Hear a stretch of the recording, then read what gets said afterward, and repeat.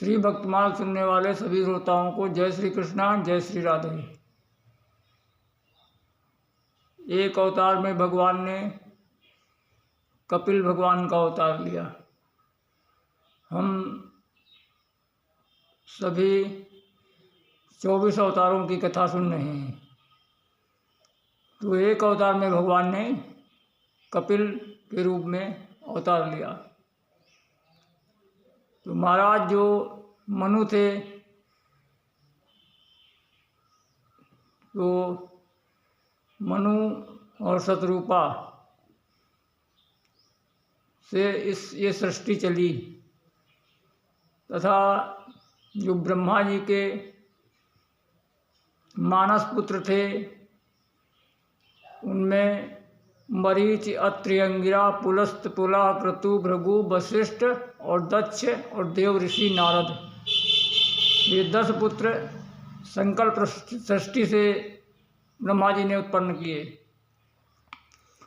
तथा वाणी से सरस्वती माता को उत्पन्न किया, छाया से कर्दम ऋषि को उत्पन्न किया। और तो ये कर्दम ऋषि ये तपस्या करने गए, तो इन्होंने 10,000 दिव्य वर्षों तक भगवान की तपस्या की। तो भगवान ने इनको प्रसन्न होकर वरदान दिया कि कर्दम, तुम जो मांगना चाहते हो मैं वो तुम्हारे हृदय की बात जानता हूँ। विदित्वा तव चैत्यं मे समयोजित पुरातत, मैं तुम्हारे हृदय की बात जानता हूँ, इसके लिए मैंने उसकी पहले से व्यवस्था कर ली है। तो कर्दम ऋषि प्रसन्न हुए और कर्दम ऋषि ने कहा कि प्रभु, मुझे समानशीलां गृह में दधेनु तथा सचाहं परिबोधुकामा समानशीलां गृह में दधेनु। मैं प्रभु आपसे ये ग्रह रूपी यज्ञ चलाने के लिए एक अपने समान ही शील स्वभाव वाली गृहिणी को चाहता हूँ, क्योंकि मैं भी अब विवाह करना चाहता हूँ। इसके लिए मैं आपसे तपस्या करके कि प्रभु मुझे मेरे ही समान स्वभाव वाली शील एक पत्नी चाहिए। तो भगवान ने कहा कि ठीक है कर्दम ऋषि, महाराज मनु अपनी जो उनकी बेटी है देवहूति, उसके साथ तुम्हारा ब्याह कर देंगे और वो तुम्हारे यहाँ आएंगे तो तुम उसे स्वीकार कर लेना। इतना कहकर भगवान अंतर्ध्यान हो गए। अब वही महाराज मनु की जो 3 बेटियों में से जो आकुति, देवहूति और प्रसूति, ये 3 बेटियाँ थीं। तो उनमें देवहूति का विवाह कर्दम ऋषि के साथ मनु जी ने किया।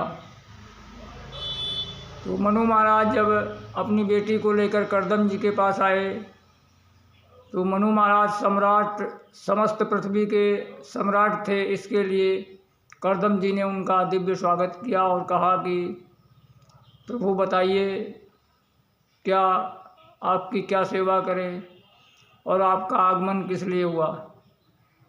तब मनु महाराज ने कहा कि कर्दम जी, मैं अपनी पुत्री का ब्याह तुम्हारे साथ करना चाहता हूँ। तो कर्दम जी ने कहा ठीक है, मैं आपकी पुत्री के साथ विवाह करूँगा, लेकिन मेरी एक शर्त है। बोले क्या? तो कर्दम जी कहते हैं कि जब तुम्हारी पुत्री के कोई संतान हो जाएंगी तो मैं उन परम परमेश्वर की आराधना के लिए तपस्या को चला जाऊंगा। तो मनु महाराज ने अपनी बेटी की तरफ देखा और माता देवहूति ने तुरंत ही उनको आदेश, वो चुप रही, तो इसका मतलब कि मौन ही स्वीकृति होती है। और इस प्रकार जंगल में मंगल हुआ और कर्दम ऋषि और देवहूति का जंगल में ही ब्याह करके महाराज मनु और शतरूपा अपने राज्य ब्रह्मावर्त को चले गए। अब महाराज जो कर्दम ऋषि थे वो विवाह के तुरंत बाद ही समाधि में चले गए। तो जब समाधि में चले गए तो जो देवहूति थी उन्होंने उनकी दिव्य सेवा करनी चालू कर दिया और उन्होंने अपना श्रृंगार नहीं किया, क्योंकि पतिदेव समाधि में थे, इसके लिए उन्होंने कोई भी अपना श्रृंगार नहीं किया। और जब बहुत दिन तक देवहूति ने श्रृंगार नहीं किया तो उनके जो कोमल केश थे वो जटाओं में परिणित हो गए। तो बहुत दिनों के बाद जब महर्षि कर्दम की समाधि खुली तब उन्होंने पास में जो सेवा में लगी हुई देवी जी थी उनसे पूछा कि देवी जी आप कौन हैं और मैं आपकी सेवा से बहुत प्रसन्न हूँ। तब माता देवहूति कहती हैं कि प्रभु मैं महाराज मनु की पुत्री हूँ और याद करो आपका बहुत साल पहले मेरे साथ ब्याह हुआ था, लेकिन आप समाधि में चले गए, इसके लिए आप मुझको ही भूल गए और हम आपकी सेवा करती रहीं। तो ये सुनकर कर्दम ऋषि बहुत प्रसन्न हुए और उन्होंने कहा कि देवी तुष्टो अहमद्य तव मानवी मानुदाया शुश्रूषया परमया परया च भक्त्या यो देहिनां मयमतीयसुहत स्वदेहो नावेक्षिता समुचिता क्षपितुं मदीथे नावेक्षिता समुचिता क्षपितुं मदीथे। कर्दम ऋषि कहते हैं कि हे मनुनंदिनी, तुमने मेरा बहुत आदर किया है, इसके लिए मैं तुम्हारी सेवा और भक्ति से बहुत प्रसन्न हूँ। क्योंकि जो शरीर देहधारियों के लिए अपना प्रिय होता है उस शरीर की तुमने थोड़ी सी भी परवाह न करके समस्त मेरी सेवा में तुमने शरीर को अर्पण कर दिया और तुमने अपने शरीर के सुख दुख का थोड़ा सा भी ध्यान नहीं रखा, इसके लिए मैं तुमसे बहुत प्रसन्न हूँ। और इतना कहकर कर्दम ऋषि ने कहा कि देवी मैंने जितनी भी तपस्या की है, तुम मेरी धर्मपत्नी हो, इसके लिए तुमको वो समस्त सिद्धियाँ प्राप्त हो जाएंगी। और कहने लगे बोलो तुम्हारी क्या इच्छा है। तो माता देवहूति कहती हैं कि प्रभु जब हम गृहस्थ बने हैं तो कम से कम एक रहने के लिए घर चाहिए और गृहस्थोचित कर्म करने के लिए संतान की भी उत्पत्ति चाहिए, क्योंकि बगैर संतान के गृहस्थ अधूरा है। तब मनु महाराज ने तब कर्दम ऋषि ने कहा देवी जाओ तुम पहले बिंदुसार तीर्थ में स्नान कराओ। जो ही देवहूति माता बिंदुसार सरोवर में स्नान करने गई तो ही उनका जो शरीर था जीर्ण शीर्ण वो एकदम नवयौवन संपन्न हो गया और उनके साथ हजारों दासियां साथ में निकलीं। और इधर महाराज कर्दम ऋषि ने अपने तपस्या के बल पर एक विमान प्रकट किया। उस विमान का नाम रखा कामक, जो कामना के अनुसार गमन करे। और सबसे बढ़िया तो उसमें यह था न डीजल लगता न पेट्रोल, जहाँ संकल्प करो वहीं चला जाता। जिस प्रकार रावण के पास पुष्पक विमान था, उसी प्रकार कर्दम ऋषि ने विमान का अपने तपस्या के बल पर निर्माण किया। और उस विमान में समस्त भोग सामग्रियाँ थीं, कृत्रिम पक्षी, झील, सभी कुछ थी। और उसमें देवहूति के साथ महर्षि कर्दम ने हजारों वर्षों तक विहार किया। और कालांतर में कर्दम ऋषि के यहाँ 9 बेटियों का जन्म हुआ। ये 9 बेटियां और कोई नहीं, ये 9 बेटियां ही साक्षात भक्ति देवी हैं। जो नवदा भक्ति है वही ये सभी देवियां भक्ति के रूप में उत्पन्न हुई।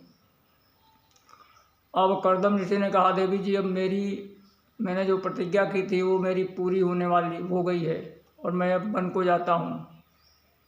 तब माता देवहूति ने कर्दम जी के चरण पकड़ लिए, बोली कि महाराज बेटियां हैं और इनका ब्याह कौन करेगा, और ये सब चली भी गई तो मैं किसके सहारे रहूँगी, अगर एक पुत्र होता तो अच्छा होता।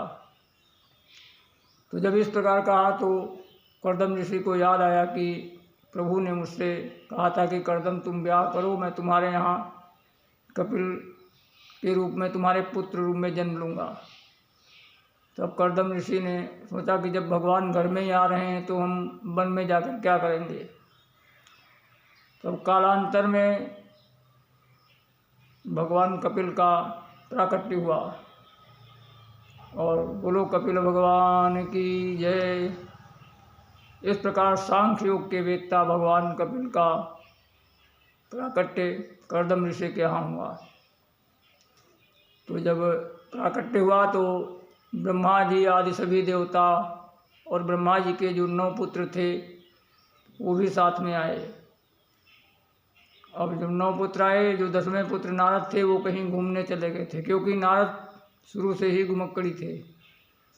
तो 9 पुत्र जब आए तो सभी ने कपिल भगवान के दर्शन किए। तब कर्दम ऋषि ने कहा कि पितामह आपके साथ 9 ऋषि हैं और हमारे यहाँ 9 बेटियां हैं, क्यों ना हम अपनी बेटियों का विवाह तुम्हारे पुत्रों के साथ कर दें और तुमको भी नहीं इधर उधर भटकना पड़ेगा और हमको भी नहीं कहीं जाना पड़ेगा। तो ब्रह्मा जी तो सृष्टि के विस्तार में थे ही, उन्होंने कहा सोबस शीघ्रम, कर्दम तुरंत ही विवाह कर दो। और इस प्रकार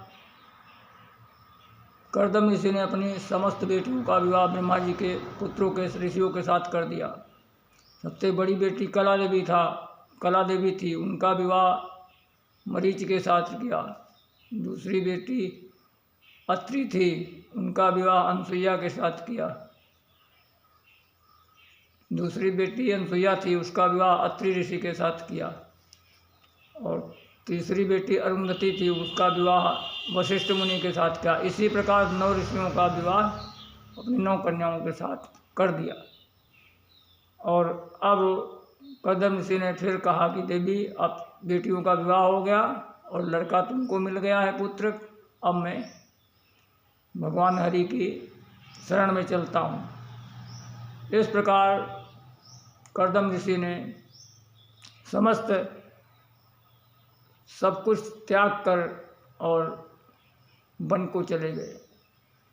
ब्राह्मणों को कर्दम ऋषि से शिक्षा लेनी चाहिए कि भले ही कितना भी घर परिवार भरा हो, लेकिन जब चौथे चरण में उसको वन में जाना चाहिए और भगवान की स्मरण करना चाहिए, भगवान का भजन करते रहना चाहिए।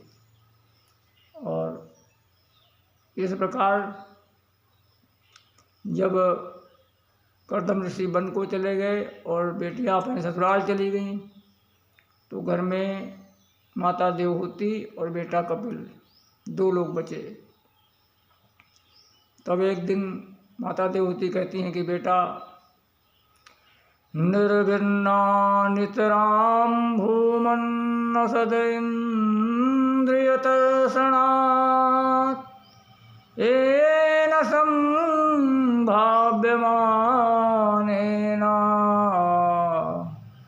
प्रपन्नान्धं तमप्रभो। कहती हैं कि हे भगवान, मैं इन दुष्ट इंद्रियों को विषयों का पान कराते कराते मैं परेशान हो गई हूँ। और ये तो ऐसा ही है जैसे आग में घी डालने के समान। आग में जितना घी डालोगे उतना ही प्रज्वलित होती है आग। इसी प्रकार ये इंद्रियां हैं, इनको जितना सुख दोगे उतना ही ये सुख मांगेंगी। और बेटा इसी कारण मैं इस अंधकार में संसार में भटक रही हूँ। और बेटा मेरे जैसा सुख कोई स्त्री सोच भी नहीं सकती। मैके में रही तो महाराज मनु की पुत्री बन के रही, और ससुराल में आई तो महर्षि कर्दम ऋषि जैसे, जिनके पास कामक नामक विमान था और हजारों वर्षों तक दिव्य भोग किए। लेकिन ये दुष्ट इंद्रियां हैं जो ये मुझे अब भी उसी वासनाओं में खींच रही हैं। ऐसा कौन सा तत्व बाकी रह गया है जिसके पाने से मैं पूर्ण हो जाऊं, क्योंकि ये जितने भी विषय भोग हैं सभी अपूर्ण हैं। तब कपिल भगवान ने कहा कि माताजी, यह जो मन है इसका पेट कभी नहीं भरता, और इसके लिए जितने भी समस्त संसार के विषय हैं वो अपूर्ण हैं। और जो मन को अगर माधव में लगा दोगे तो जो माधव हैं, जब उनका ये रस पान करेगा, उनके चरणों की शरण लेगा, तब इसका पेट भर जाएगा। क्योंकि प्रभु और अणोरणीयान महतो महीयान, जब ये भगवान को पा जाएगा मन तो ये पूर्ण हो जाएगा। अन्यथा संसार के विषयों में ये भटकता ही रहेगा। चेतः खलवस्य बंधाए मुक्ते चात्मनोमतम। कहते हैं कि जीव के बंधन और मोक्ष का कारण ये मन ही है। जब ये गुणेषु शक्तम बंधाए, जब ये संसार के विषयों में आसक्त हो जाता है तो ये बंधन का कारण बन जाता है। और जब रतम वा पुंसी मुक्तये, और जब ये भगवान के गुणगणों में अनुरक्त हो जाता है तो यही मन मोक्ष का कारण बन जाता है। मनः परम कारणमामनन्तिं संसार चक्रे परिवर्तयेत। ये जो मन है यही संसार में आने जाने का जितने भी चक्र है सब इसी से चलता है, यही सबका कारण है। और जब भगवान में लग जाता है तो मोक्ष, और जो संसार के गुणों में जब ये आसक्त हो जाता है तो बंधन। तो इस प्रकार कपिल भगवान ने देवहूति को दिव्य अष्टांग योग का, माता देवहूति को अष्टांग योग का उपदेश दिया और ध्यान की विधि बताई, तथा भक्ति का काल और भक्ति की महिमा और सांख्य तत्व का योग सभी कपिल भगवान ने माता देवहूति को बताया। तो अंत में माता देवहूति कहती है कि बेटा, मैं तो इतना ही जान गई हूँ, तुम्हारे सभी उपदेशों का सार यह है कि अहो बता बचो तो गरीयान यह जीवाग्रे वर्तते नाम तुभ्यम। बेटा, अगर सुपच भी है तो भी वो श्रेष्ठ है, क्योंकि उस सुपच के मुख पर अगर भगवान का नाम है तो वो भी श्रेष्ठ है। इसके लिए भगवान नाम का स्मरण करना चाहिए। और उन्होंने सभी आसक्तियों को छोड़कर भगवान के चरण कमलों का ध्यान करते करते सरिता के रूप में परिणित हो गईं, और वही सिद्धपदी नदी के रूप में परिणित होकर बहने लगी। फिर इसके बाद भगवान कपिल भी वहाँ से ईशान कोण में पूर्व की तरफ चले गए, और वहाँ पे सागर ने भगवान का दिव्य स्वागत किया, और भगवान गंगा सागर में कपिल के नाम से वहीं समाधि लगाकर बैठ गए। जो आज भी गंगा सागर में मकर संक्रांति को मेला लगता है। तो इस प्रकार सिद्धों के सिद्ध महामुनि कपिल भगवान का प्राकट्य आपने सुना।